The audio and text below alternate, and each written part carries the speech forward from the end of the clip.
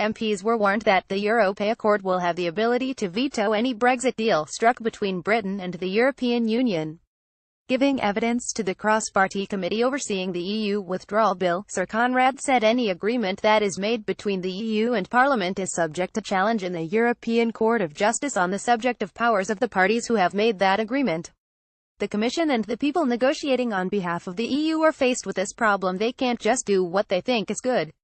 They have got to remain within their powers. RTUKD Sir Conrad said the ECJ would maintain powers to block any UK-EU Brexit deal. Asked if the withdrawal terms could be challenged by European judges, he said certainly insofar as they touch on the role of the ECJ. He said if you exclude the ECJ altogether and for example try and set up a different tribunal, this has been done in various other draft treaties. Sometimes the ECJ has said yes, that will work, and other times it has said it won't. Sir Conrad described withdrawal as an absolute can of worms and went on to take an apparent swipe at the PM's state of readiness ahead of triggering Article 50 earlier this year.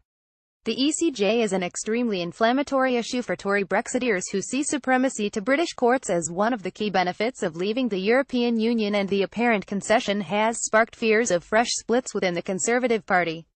Prime Minister Theresa May told MPs judges from the court might still have jurisdiction over the UK during a transition period after March 2019 when ties with Brussels are formally cut.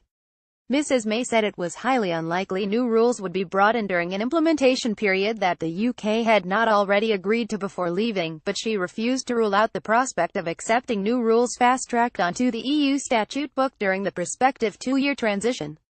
The apparent concession on the ECJ risks opening a new rift within the party just as it seeks stability after a disastrous annual conference, reports of cabinet infighting and murmurings of a leadership challenge.